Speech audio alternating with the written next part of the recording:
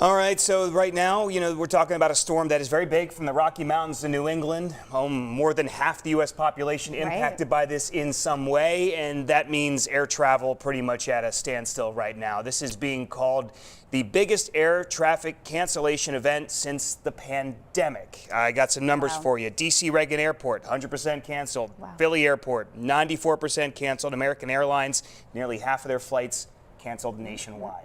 I mean, it's what we've been seeing across the country, and we're going to take a look at things here at home at Harrisburg International Airport in Dauphin County. We're joined now on the phone by HIA spokesman Scott Miller. Scott, thank you for being here this morning. What are you seeing at your airport? Well, in terms of flight activity, it's pretty quiet. We had one departure this morning, another one getting ready to go now. But outside of that, as you've seen nationwide, everything's pretty much canceled, which makes sense.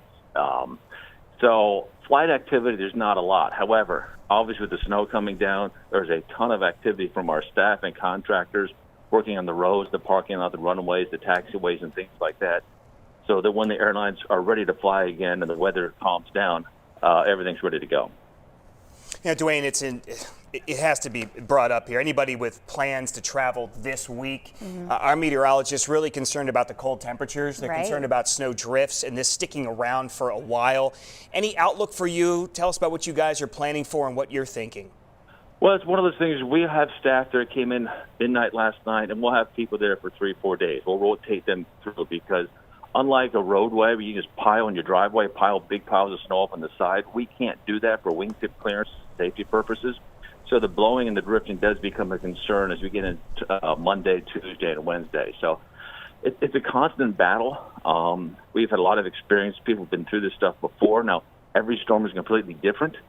So, you never know exactly what to expect, but we'll make sure the airport's open and safe. The airlines are going to fly when they feel it's safe to do so. And if you have a thing that if you're booked this week, make sure you're in touch through the airline app, monitor the status, and there are some alerts out there that if you feel you can change your flight, most airlines allow you to do that without penalty. That being said, all the flights canceled today. It's going to be hard to find seats in the next 3, 4, 5 days because the entire network is kind of messed up in the sense that airplanes, crews are in the wrong spots.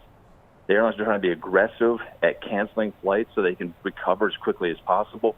But this is a 3, 4, 5 day impact if you're traveling, and patience is key.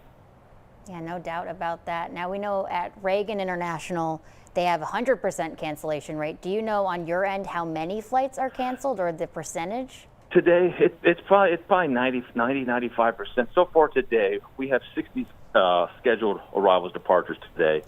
Right now, we've had one departure, one arrival, and one departure is about ready to go. There are a couple later today that are still listed as on time. Whether they happen or not, I don't know. But it's going to be a good 90% cancellation rate at least. Yeah, which that makes checks sense. out. Yeah, it certainly does with the conditions. And like you said, Scott, it's the right thing to do. And I want to reiterate something you said earlier. This, even after the snow stops falling, is a 3, 4, maybe even 5 day impact. So if you have a flight or you do have travel plans this week, you might want to look really closely at that. Yeah. One of those things, if you're booked on a flight and you get to that 24-hour window, confirm, through the app right away to confirm your seat and everything like that way. Because if you wait till, the day of or the day of the flight to check in, there are always people looking for your seat. So it's something you're going somewhere, a business trip, a vacation trip, something's very important. Make sure you get to that 24-hour window, you check in, confirm your seat that way.